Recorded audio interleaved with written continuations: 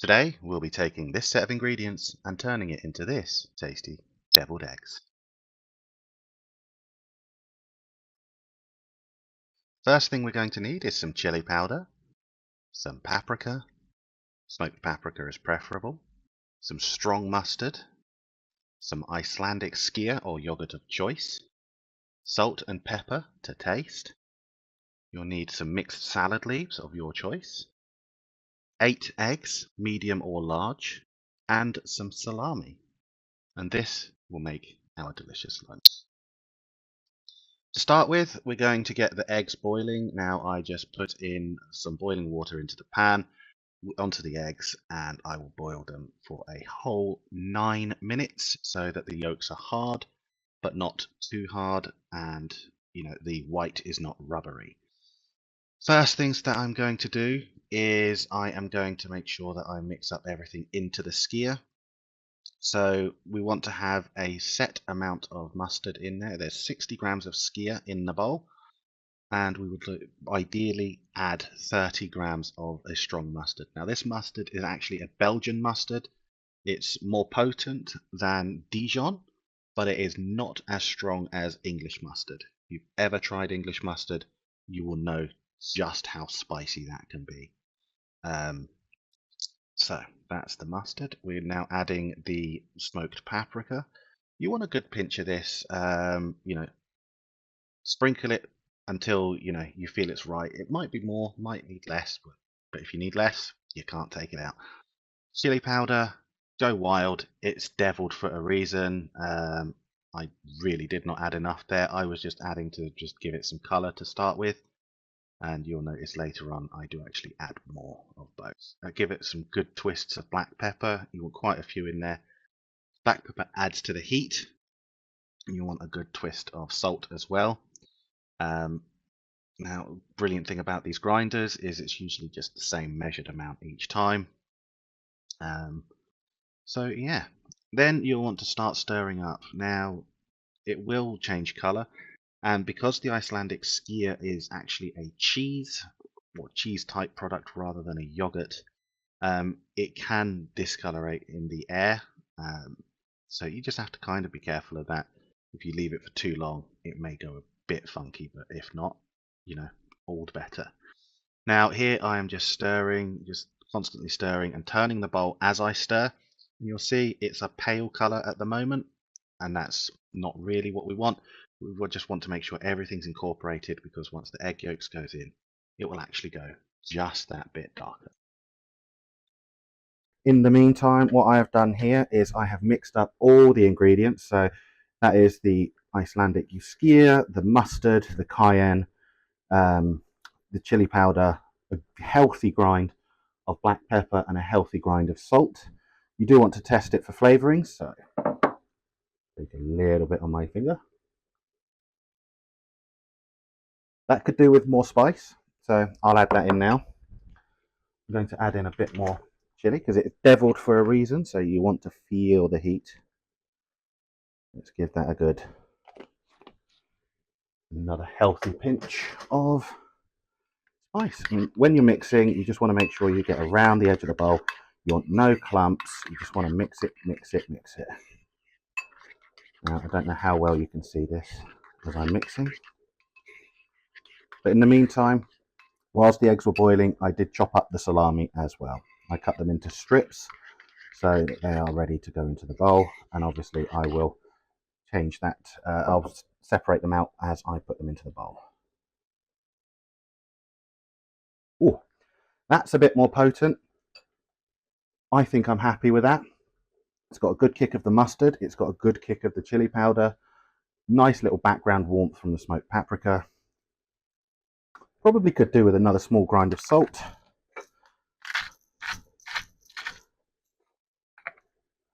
And a bit more pepper.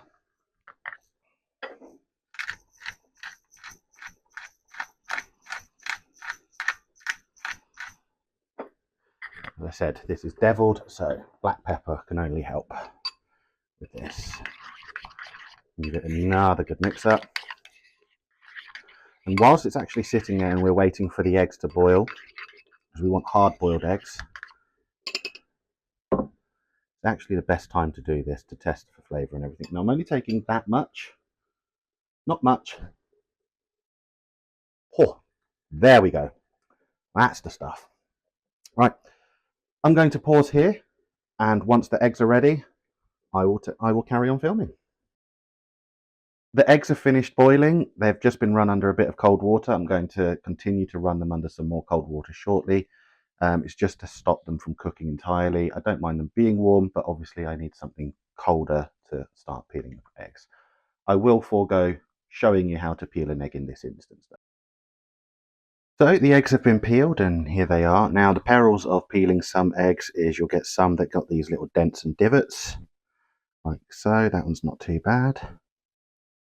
This one, a fair amount of the white went with it, but there we are. This one, oh, left a little bit of the shell on now, put that in the bowl. This one's not too bad. Relatively perfect. Relatively perfect. Not ideal, but we can make that work. And quite a decent one. So, I'm going to chop these in half, literally like so.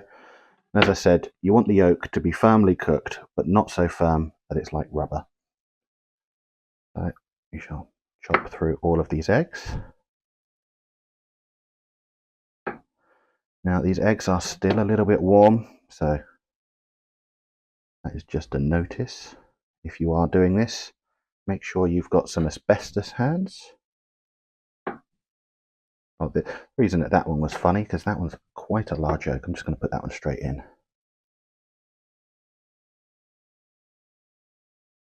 That one's substantial compared to the rest. You will find I like to repeat a lot of words, but that's just my quirk. Now all the yolks will be going into the mix over there, and I know it's rude to point, especially with a knife, but I'm not pointing at anybody in particular, pointing at the bowl.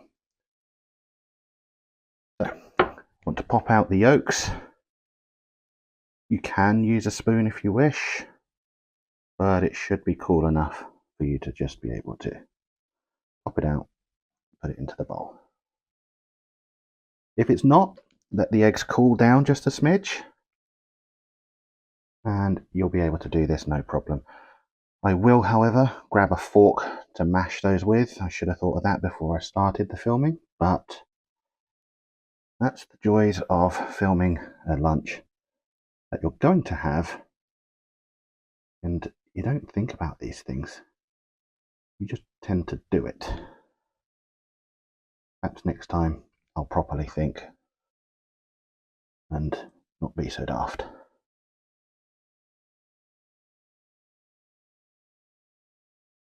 Out you pop, come on.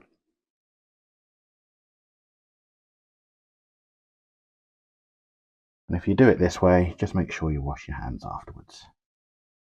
Now, are these eggs restaurant quality presentation? Absolutely not. Will they taste good? Absolutely. So, going to wipe off my hands off screen and grab a fork in the trusty drawer and start mashing up the deviled mixture. I'll put the spoon on the knife there. So you'll want to mash it up. You want to mash up the egg yolks into the mixture and get going. Now you'll notice the mixture has got a little bit darker. That's the oxidation. That is to be expected. Some people don't like that happening, so they tend to make it right there and then, straight after they've done the eggs. Me, I'm not a fan, or not that I'm not a fan, that's the wrong way to put it. I don't mind. It can be oxidized a little bit. It can be bright yellow. I don't mind. If I want to add some yellow color to this, I'd always add a bit of turmeric, just to give it a bit of an earthy note as well. But that's not me. I don't fancy that. Now, if you don't have a piping bag, you can use a spoon for this next part. I'm going to use a spoon. I do have piping bags in my baking cupboard, but I'm just going to use a spoon. Don't need to use much. In fact, I need a second spoon. You don't need to put too much in the eggs. You just want enough in there to fill the gap and slightly over. Now, 4 halves of an egg is enough per person, so I've got enough here for 4 portions. There's 8 eggs for 4 portions. You know, just the quantities of the ingredients to suit your needs. It's not an exact science. So, there we are. And this egg is kind of broken and mashed and mangled. But what do we expect when it's not a perfect peel from yours truly? Some of them, you know, as I said, come out a bit mangled and broke. They'll be the ones I'm eating.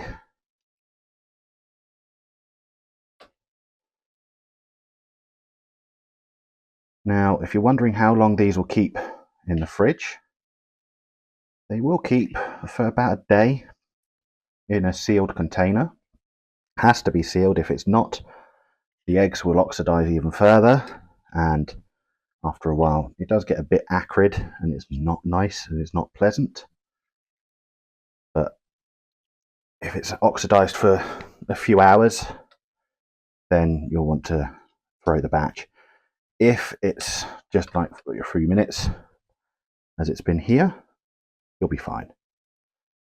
Now, there is a bit of egg left over, so I'm just going to put that on the side of my plate after I'm serving up. So, just cracked open the bag of salad. I'm only going to use about half of this bag.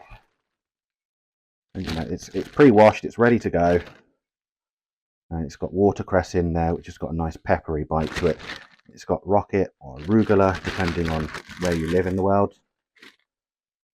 And it just tastes fantastic. Right, let's take all these suspect dodgy eggs. They're the ones I want to have and not have them. Oh, the filling fell out. But I'll put this nice one back actually. And there is a suspect one right there. And I want about half of this salami.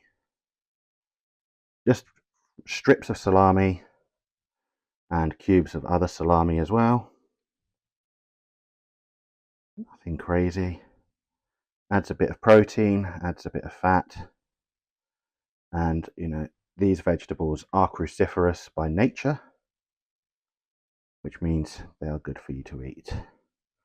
Cruciferous vegetables, eggs, meat, healthy fats, you can't go wrong.